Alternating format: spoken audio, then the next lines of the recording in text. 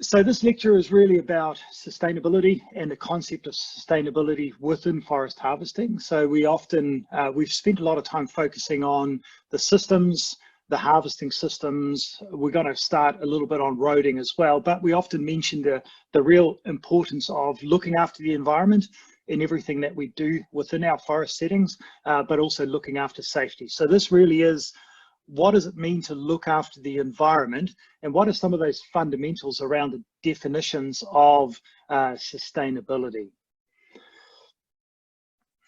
Sustainability is a term that's commonly used, frequently used, especially in the public realm, but there's actually a definition for sustainable development. So within the science world, there is a real strong preference for using the term sustainable development, because it really describes how we interact with the environment in our day-to-day activities.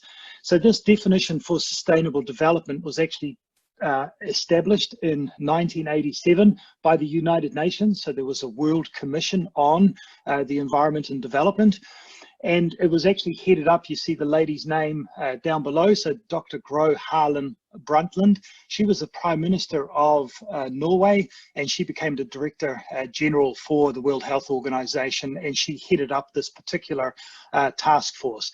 So what they came up with is a definition for sustainable development, which you can read there. It's the development that meets the needs of the present without compromising the ability of future generations to meet their own needs. Okay, so that is a definition that has been established, and what you will find is that most governments around the world will reference their laws as well as their actions back against this particular definition. Okay, so there's more details to just this definition, but this is a nice starting point for us to understand how sustainable development can be interpreted within our forestry setting. So I've already mentioned that in New Zealand, we've got the New Zealand Resource Management Act, or the RMA. It was enacted in 1991, and it's gone through a series of updates since then, but it first came out in 1991. And what you will see here is right up front of the Resource Management Act, you will see this embedded in it. Okay, so this is our legal requirement. This is our legal framework that we work under in our forest industry to manage the environment. So you can see the definition that New Zealand adopted within the RMA, which is managing the use of resources, enable people and communities to provide for social, economic, and cultural well-being.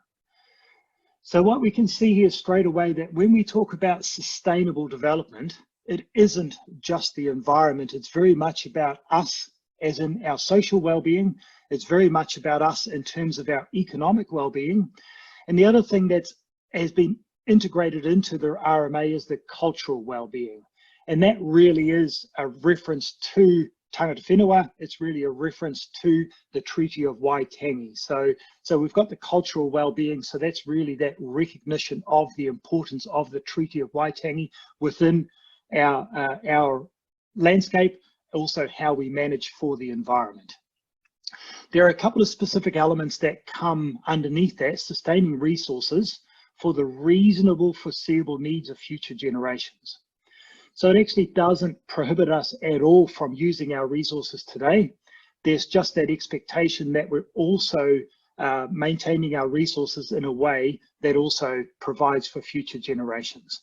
So straight away there, when we look at plantation forestry, it's really easy to see how we can meet that requirement. And it's simply, if we go and harvest a forest, when we replant that forest, we are looking after the foreseeable needs of the future generations. So that's a really easy criteria for us to meet within the plantation forest industry.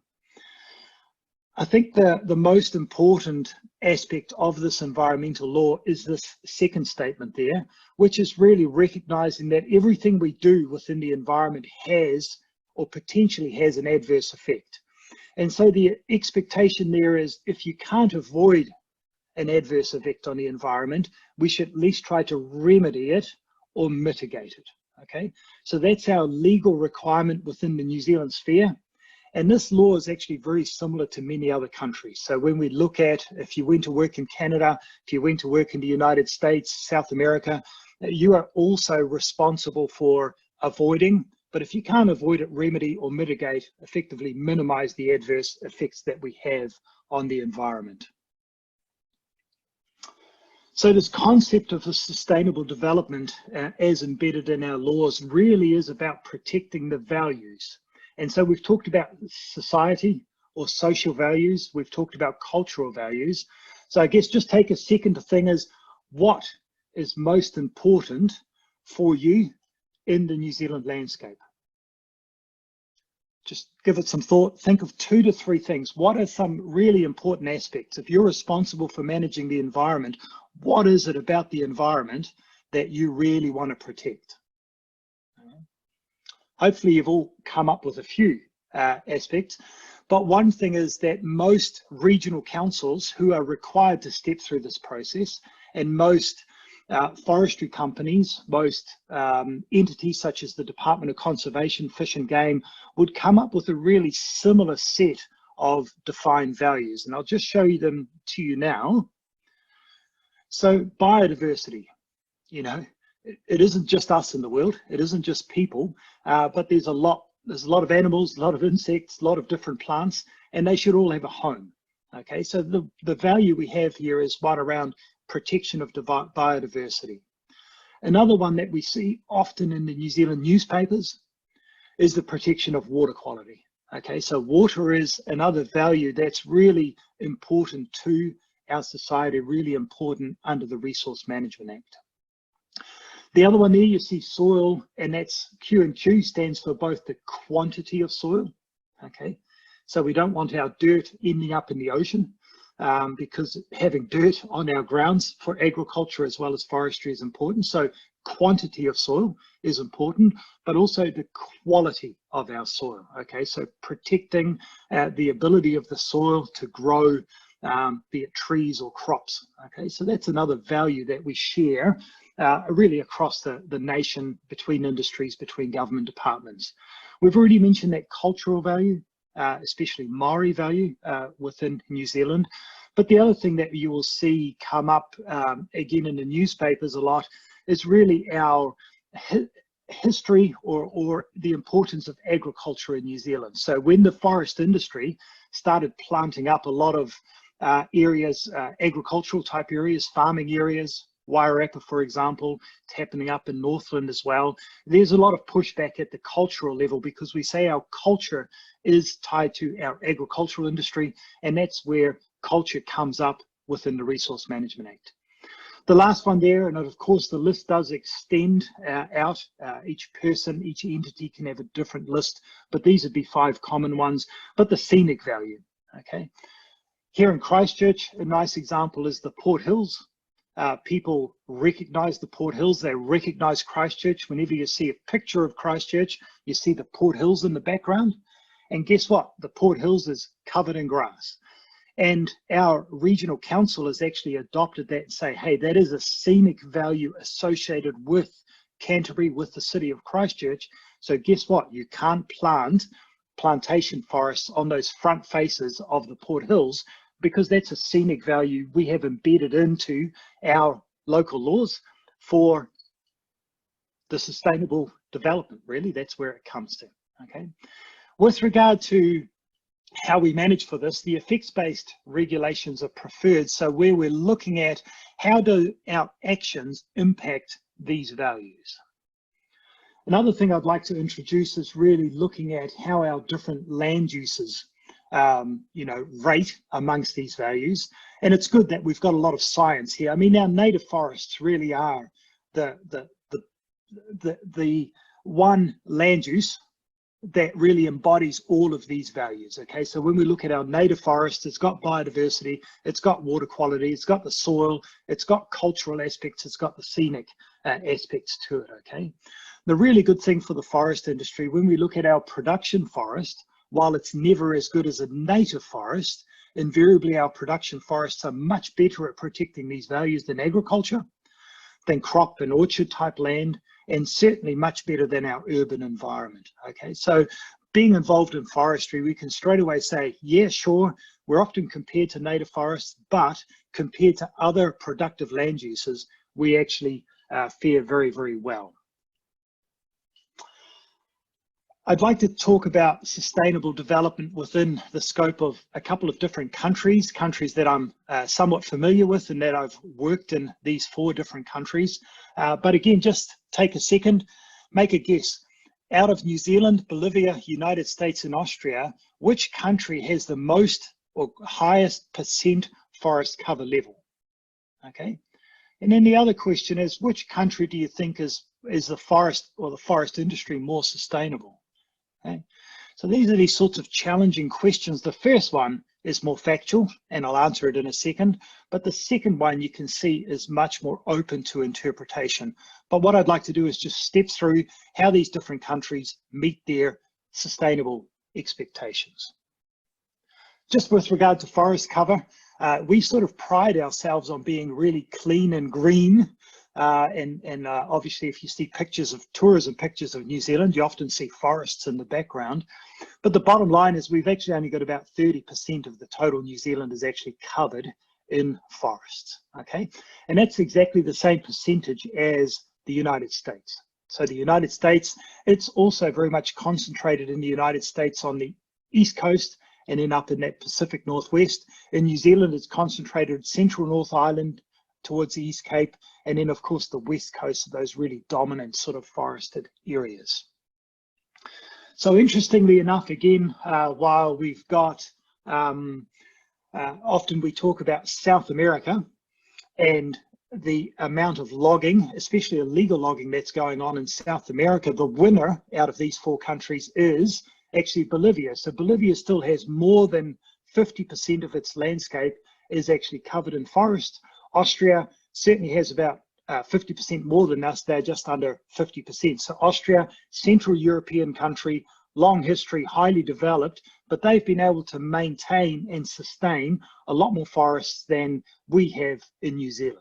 Okay, so this expansion that we're talking around the billion tree program is only going to add a few more percent to the landscape.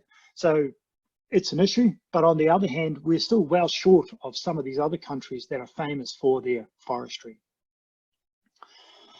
So in terms of this, I've noted how the Sustainable Development is embedded in our Resource Management Act. And what I can also say, if you actually look at the laws in Bolivia and Austria, they also have that term sustainable development in their law as well.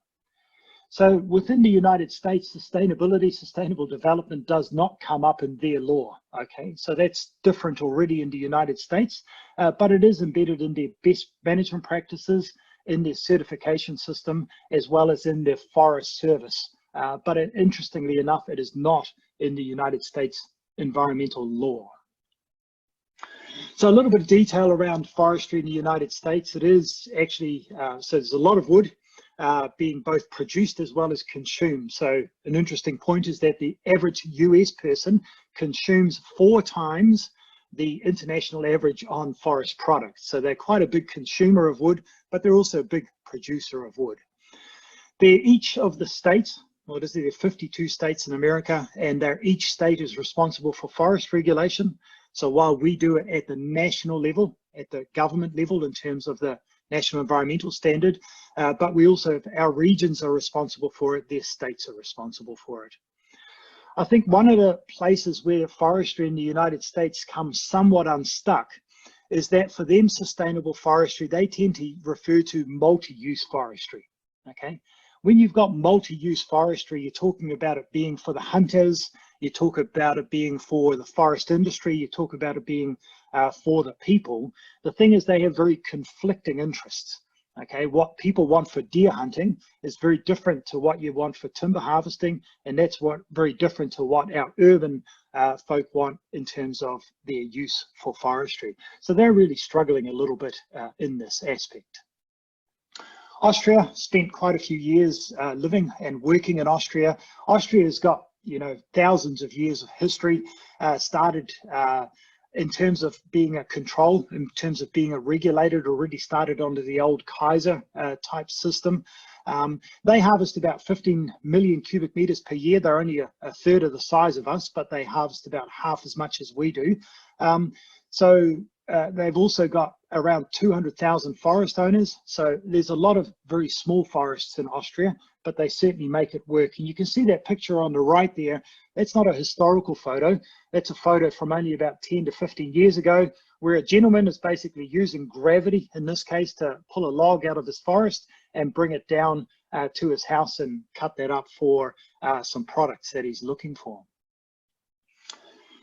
What is interesting in Austria, so a little bit different to the way we manage it, they actually by law separate out their forests. So they actually, for their forests, they designate, in this case, 64% of their forest is designated as commercial.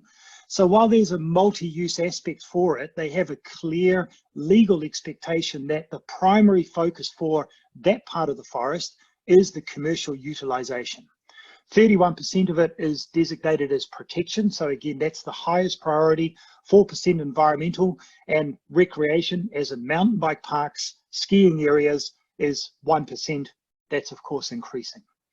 Interestingly for you as students of forestry, so in Austria, there's actually a legal requirement for a forest to be managed by a university graduated forester, okay? So in New Zealand, anybody who's got a forest can manage their own forest. In Austria, you must employ a university graduate from a recognized forestry school to manage your forest.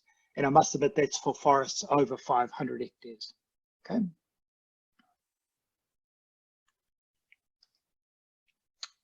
All right. Okay, so the other interesting thing is, while we pride ourselves on our native forests, about a quarter of New Zealand is covered in native forests, they have almost no native forests. So all of their forests are managed forests at some level, and they actually harvest within their national parks. So you can just imagine if we started harvesting in our national parks, there'd be an uproar, but they simply consider that part of good management, good housekeeping. So while they try to keep their forests as natural as possible, they still manage their forest for things like insect outbreaks, for things like forest health. Okay, but overall, it's fair to say that the Austrian public is really happy with the way their forests are managed. They can see it's being done very professionally and that it's being done very well.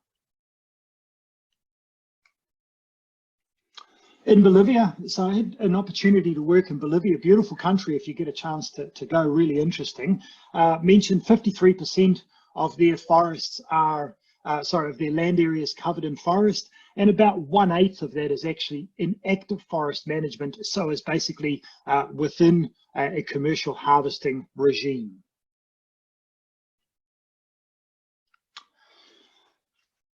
To compare Bolivia, you have to recognize that they've got a very low gross domestic product. They still have some political issues around stability, and there's still a lot of poverty, especially in the rural and forested areas. So you can imagine that when we talk about sustainable development in Bolivia, the community and how we look after the community and the well-being of the community really comes to the fore. Okay, so that's really critical in terms of forest management practices in Bolivia.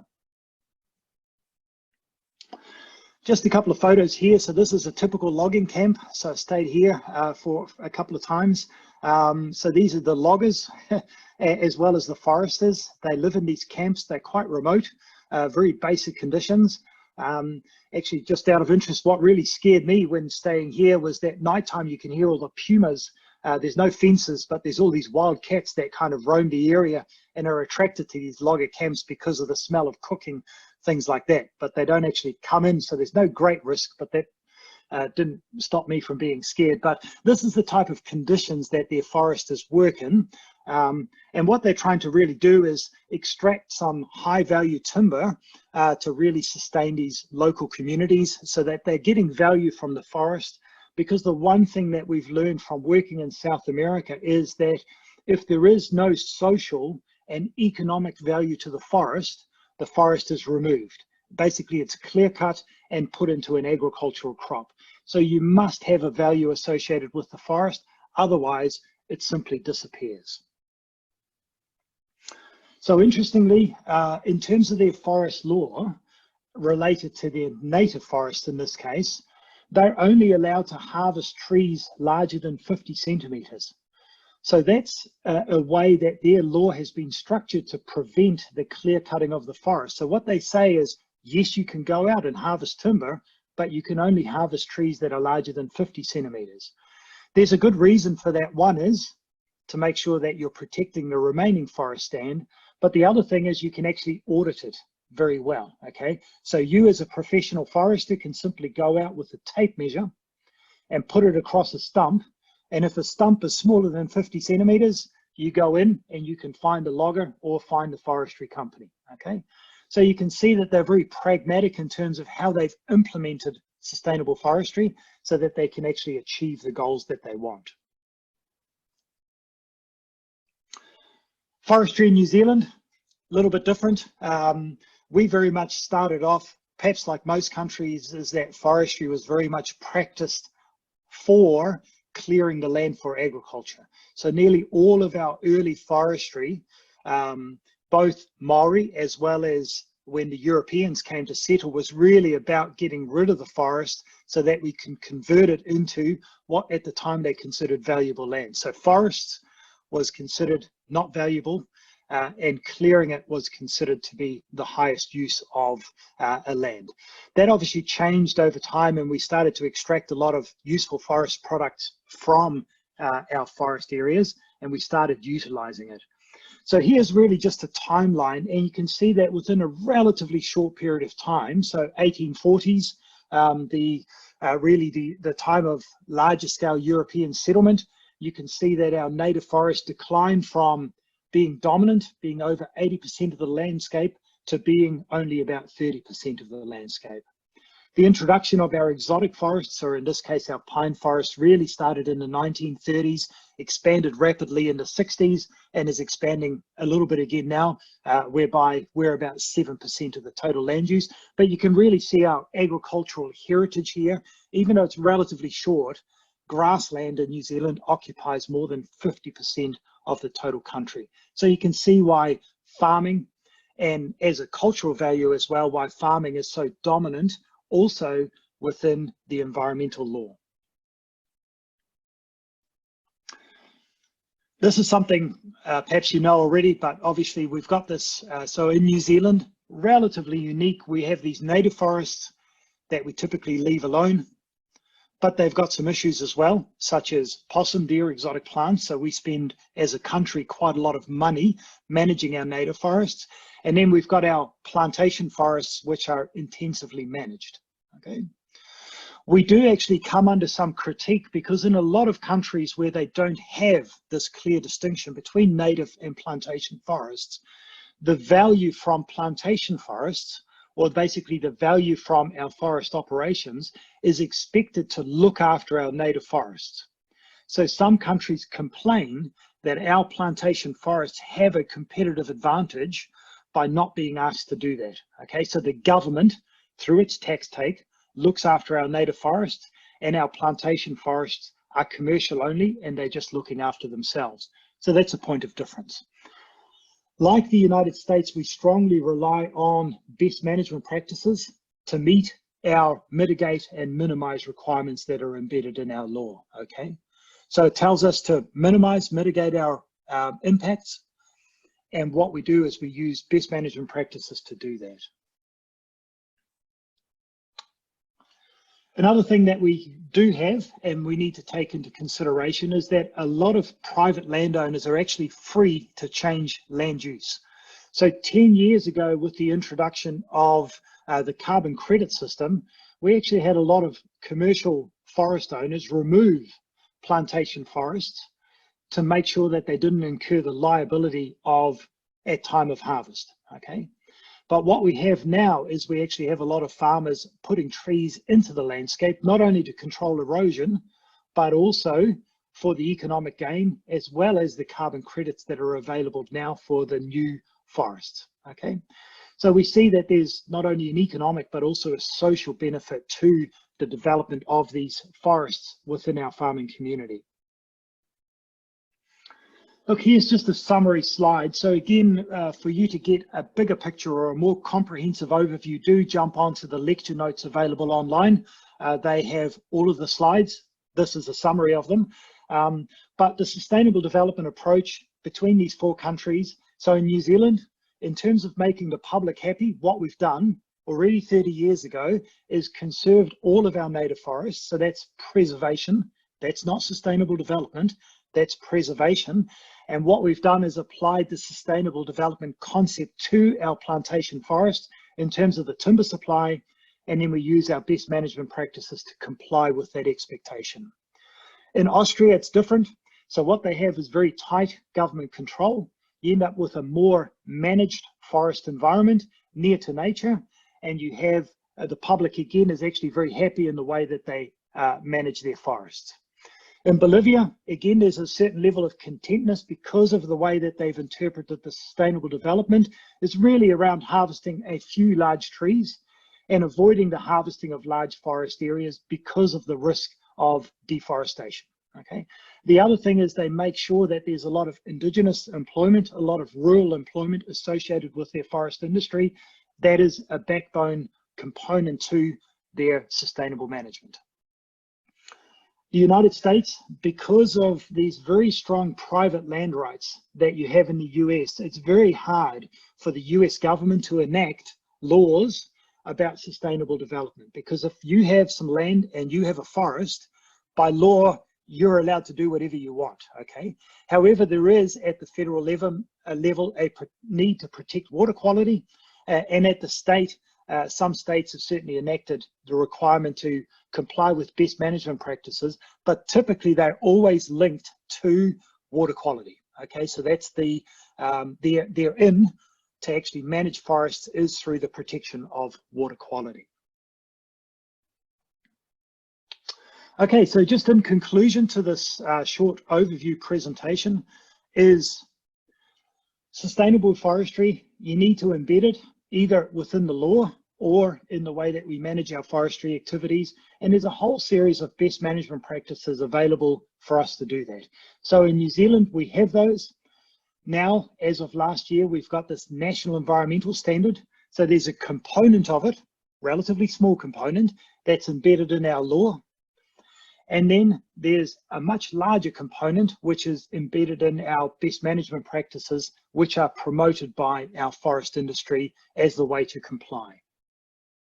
Okay. Sustainable concept.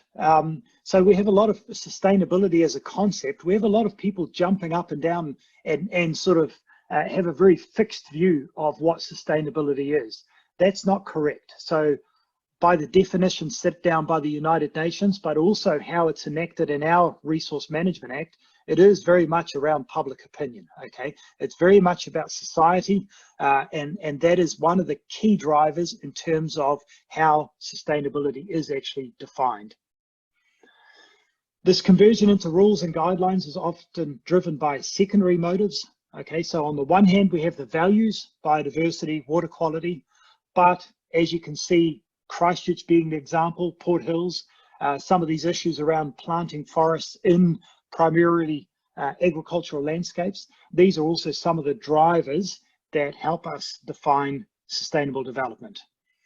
But what I can say, and I think in New Zealand, the forest industry has been doing a really good job at this, is winning over the public.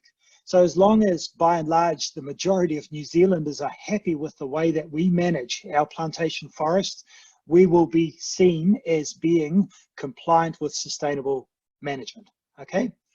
So when we have incidents such as these very large debris slides that we've seen perhaps up in the East Cape, there's been in Hawke's Bay, we've had one here around Littleton area, that all of a sudden erodes our public confidence in how we manage. So it's really important to get all of these aspects right.